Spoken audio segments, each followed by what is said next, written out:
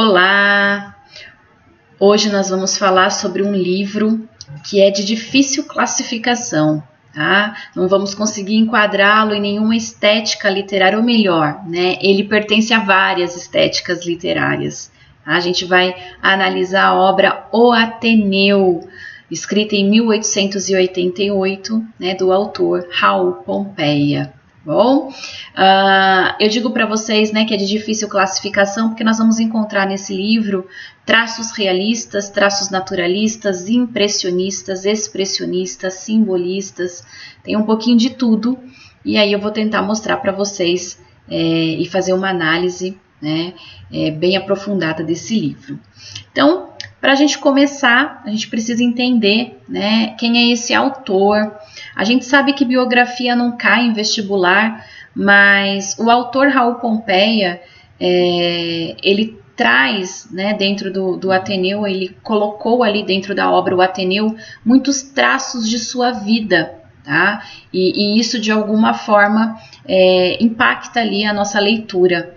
O Raul Pompeia, ele foi filho da alta burguesia, ele, né, viveu com uma estrutura bem bacana.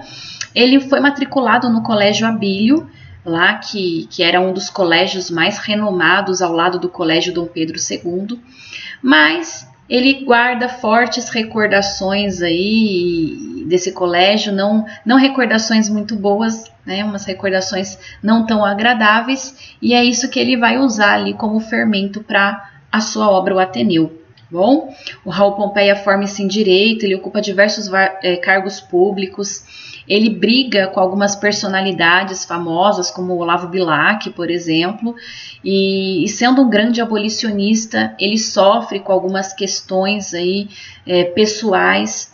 Ele era um homem muito angustiado, ele sofre com a sua homossexualidade, ele sentia-se inadaptado àquela sociedade, inadaptado àquele meio que parecia não o acolher, né, que lhe levantava ali críticas, e ele resolve, né, tirar a sua própria vida. Ele se mata com apenas 32 anos de idade e numa noite de Natal, né, numa data aí bastante significativa. Então, a gente percebe ali um autor bastante angustiado, né? E isso, de alguma forma, vai aparecer na nossa leitura de O Ateneu. Bom, pensando nisso, vamos conhecer, né, os nossos personagens. Claro que a gente tem muitos personagens. Quando a gente fala de O Ateneu, a gente está falando de um colégio, né, um internato só de meninos, e são muitos os meninos, porém eu selecionei aqui alguns que eu julguei ali como mais relevantes, mais importantes para a trama, para o enredo e para a vida ali, né, do Sérgio, né, para essa escrita ali do livro. Bom, então o Sérgio é o nosso narrador, é esse narrador em primeira pessoa, é esse protagonista. É uma obra de confissão, é uma obra de memórias. Então ele está contando sobre a sua pré-adolescência ali, porque ele vai entrar com 11 anos de idade para o Ateneu. Então ele conta sobre essa sua pré-adolescência e adolescência vivendo lá no Ateneu. E a gente pode dizer que o Sérgio é como se fosse um alter ego do escritor Raul Pompeia, né? No sentido de que o Sérgio traz ali características desse escritor, desse Raul Pompeia.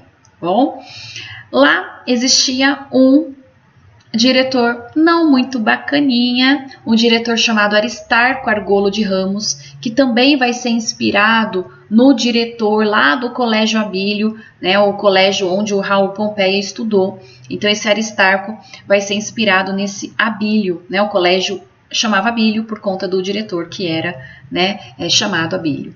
Esse Aristarco, gente, o nome ele já nos sugere, aliás, os nomes dos personagens dentro do livro já nos sugerem muitas coisas. Bom, então Aristarco lembra aristocrata, e se a gente for desmembrar essa palavra, Aristarco, a gente chega ao melhor governante, tá? Mas claro que ele não é o melhor governante. O Sérgio vai descrever esse Aristarco com duas personalidades ali e não são nada agradáveis. A primeira personalidade é esse diretor megalomaníaco, vaidoso, muito preocupado com ele, né, com aquilo que ele quer, muito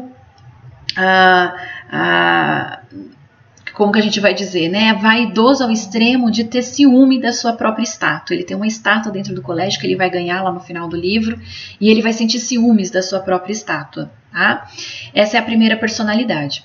E a segunda é a personalidade ambiciosa, gananciosa, que lembra muito João Romão do Curtiço, né? Ele quer o dinheiro, é uma possessividade por dinheiro, ele é preocupado demais com o financeiro, então por isso ele troca o tempo inteiro de métodos pedagógicos, não porque ele acha que didaticamente vai ser melhor, mas porque isso vai render mais alunos.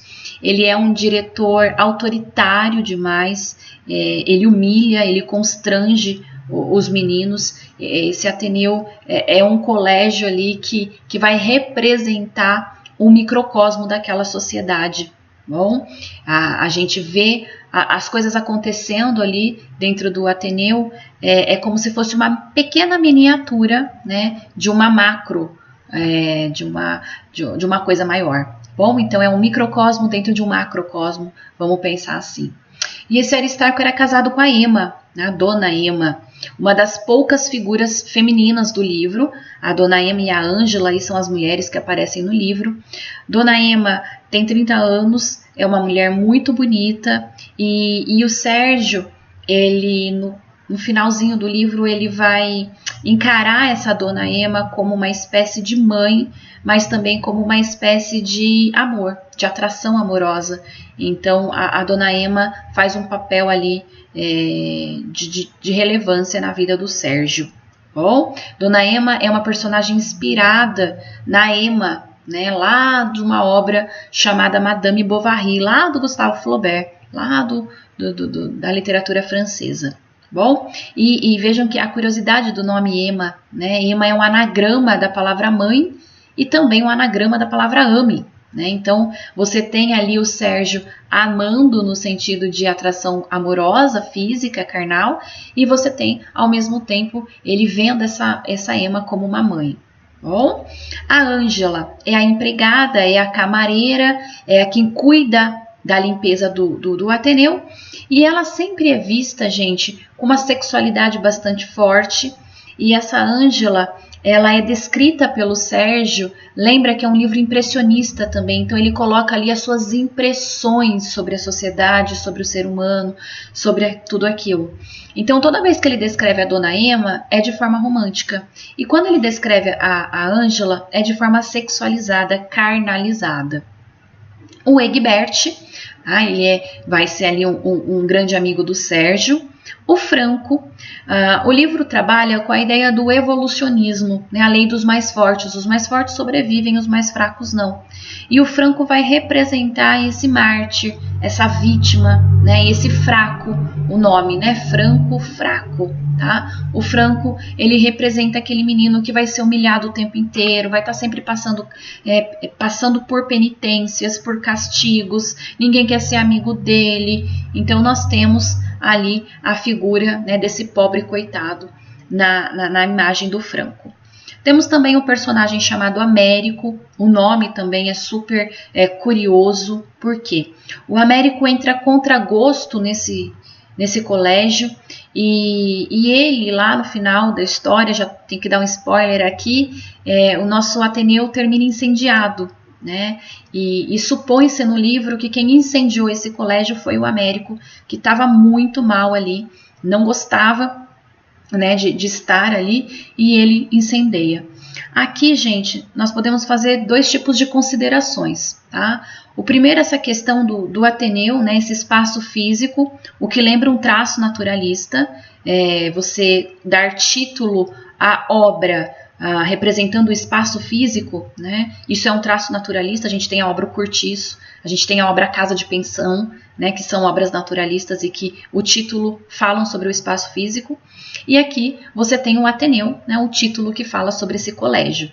E o fato desse incêndio, né, do Ateneu terminar com um incêndio, lembra também o Cortiço. O cortiço ele nasce, cresce e termina sendo incendiado. Ele representa esse ciclo biológico. E a mesma coisa acontece aqui com o Ateneu. Ele tem o seu nascimento, o seu crescimento, desenvolvimento e depois ele acaba ali sendo incendiado. Mas eu diria que é mais que isso dentro dessa obra, tá? Uma vez que ela não é só naturalista. O incêndio do Ateneu, ele representa um alívio, ele representa um momento ali de, poxa, né? Estou livre daquela prisão, daquele colégio que não era nada agradável, que era ali realmente um cárcere para aqueles meninos. Tá? E o nome Américo, né? Vamos pensar América, o quanto a América teve que lutar pela sua independência, pela sua autonomia, geralmente dos países lá europeus. Então o Américo aqui ele representa a liberdade. Né? Ele possibilitou a liberdade a esses meninos quando ele incendiou o colégio. O Rebelo é um aluno exemplar, é um aluno que vai alertar o Sérgio, vai aconselhar o Sérgio sobre os protetores e protegidos, que a gente vai descobrir daqui a pouquinho. O Sanches é um dos primeiros relacionamentos que o Sérgio vai ter dentro do cortiço, dentro do Ateneu. O Sanches ele arma um plano para aparecer, né, e para ficar na vida ali do Sérgio. O Sérgio vai começar uma amizade com ele, mas depois vai meio que desprezar e vai sentir um certo asco por ele, e eles vão perder aí esse relacionamento. E o último personagem que eu coloco aqui para vocês é o Bento Alves. É um funcionário, é um bibliotecário ali do colégio, bastante amigo do Sérgio, e vai se portar no papel ali de namorado do Sérgio. Bom, ele vai algumas vezes brigar dentro do Ateneu, ele é um menino bastante forte, mas que se envolve em alguns conflitos até que ele é expulso do colégio. Bom, gente, era isso, né? Esse vídeo eu queria abordar com vocês um pouquinho sobre os personagens e nos próximos vídeos a gente vai falar aí do enredo dessa obra. Bom, beijinhos, até o próximo vídeo.